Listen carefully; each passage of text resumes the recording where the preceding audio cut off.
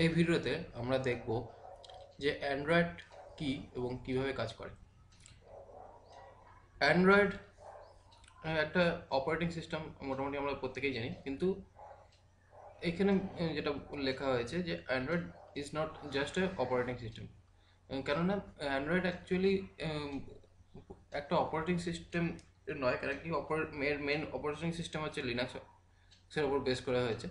তো সেক্ষেত্রে এটা একটা মিডিলওয়্যার, মানে এটা অ্যান্ড্রয়েডের উপর লিনাক্স কার্নেলের উপর বেস করে অ্যান্ড্রয়েডকে ডেভেলপ করা হয়েছে। সেক্ষেত্রে এটা একটা মিডিলওয়্যার এবং এর ওপর অ্যাপ্লিকেশানস রয়েছে। এবং এইটা এই যে প্ল্যাটফর্মটা রয়েছে সেই প্ল্যাটফর্মটা অনেকটা ব্রাইট, মানে এটা বুঝতে অনেকটা সুবিধা আছে। এবং এটা কমপ্লেক্সও তেমন, মানে যেমন বুঝতে সুবিধা সেরকম কমপ্লেক্স বলতে এটাকে বুঝে কাজ করতে অনেকটা সময় লাগে। এবং এর সব থেকে বড় ব্যাপার হচ্ছে এক্সটেন্সিবল অ্যান্ড মডিউলার। এক্সটেন্সিবল আর মডিউলার বলতে, যদি আমরা এই অ্যান্ড্রয়েড অপারেটিং সিস্টেমটা যেহেতু একটা ওপেন সোর্স অপারেটিং সিস্টেম, সেক্ষেত্রে আমরা এটাকে চাইলে আমরা আমাদের কাজ মতন এক্সটেন্ড করতে পারি। আমরা চাইলে আমাদের নতুন কোনো হার্ডওয়্যার বা প্রোটোটাইপ বানিয়ে তার মধ্যেও আমরা এই অ্যান্ড্রয়েড ওএসটাকে দিয়ে আমরা সেটাকে কাজে লাগাতে পারি। তো সেই ক্ষেত্রে এটা এক্সটেন্সিবল অ্যান্ড কাস্টমাইজেবল হচ্ছে কি, অ্যান্ড্রয়েডটা যেহেতু ওপেন সোর্স, এর পুরো সোর্স কোড ওপেন পাওয়া যায়।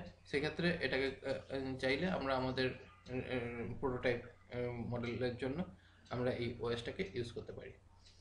এরপর মোটামুটি আমরা জানবো যে অ্যান্ড্রয়েডের আর্কিটেকচারটা কি।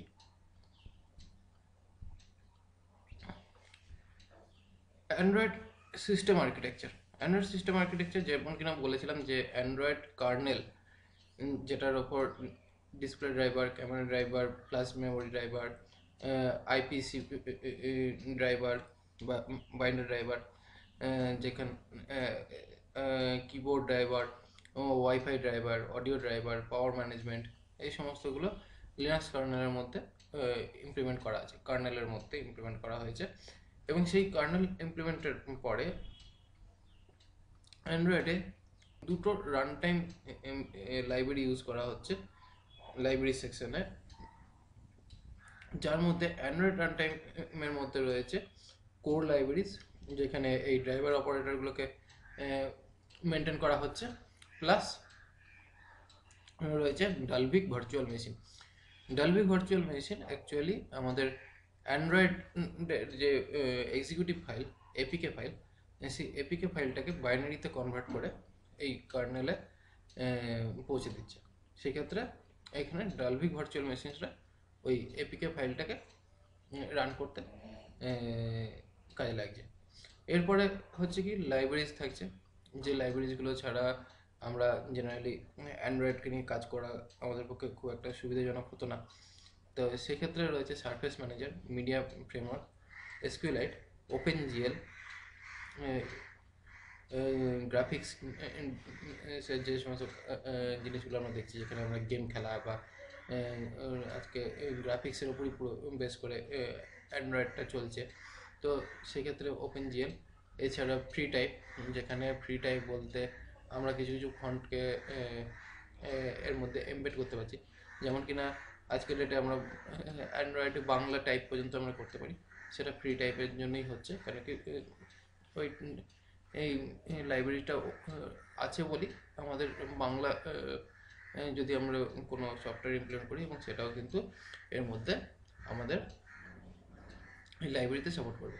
প্লাস ওয়েব কিট রয়েছে, যেখানে আমরা ব্রাউজার সাপোর্ট দেখতে পাচ্ছি, মানে আমরা গুগল, ইয়াহু, ফেসবুক এই সমস্ত আমরা ওপেন করতে পারি আমাদের ক্রোম ব্রাউজার বা ইউসি ব্রাউজারে।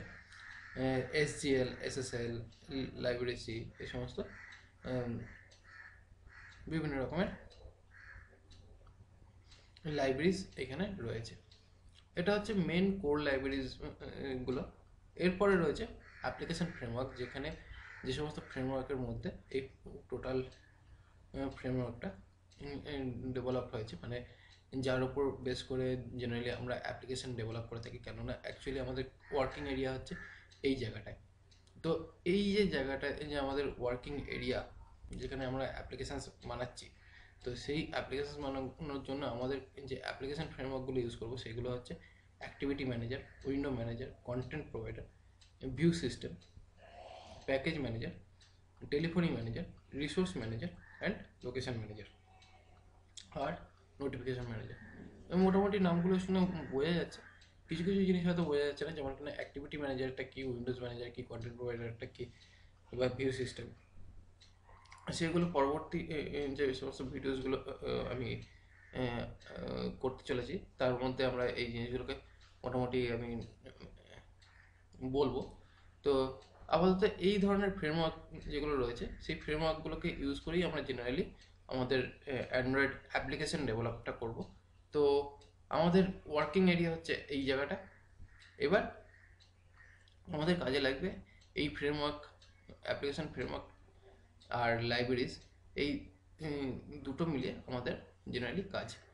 আমরা কার্নেলের ওপরে আমরা ডাইরেক্টলি কাজ করতে পারবো না, আমাদের এই টোটাল এই ফ্রেমওয়ার্ক আর লাইব্রেরিজ নিয়েই আমাদের যা কাজ করার করতে হবে। এই গেল মোটামুটি আমাদের অ্যান্ড্রয়েড সিস্টেম আর্কিটেকচার। পরবর্তী ভিডিও থেকে আমরা ডাইরেক্টলি অ্যাপ্লিকেশান রান করে অ্যাপ্লিকেশান তৈরি করা দেখব, যে কীভাবে অ্যাপ্লিকেশান তৈরি হচ্ছে। ওকে।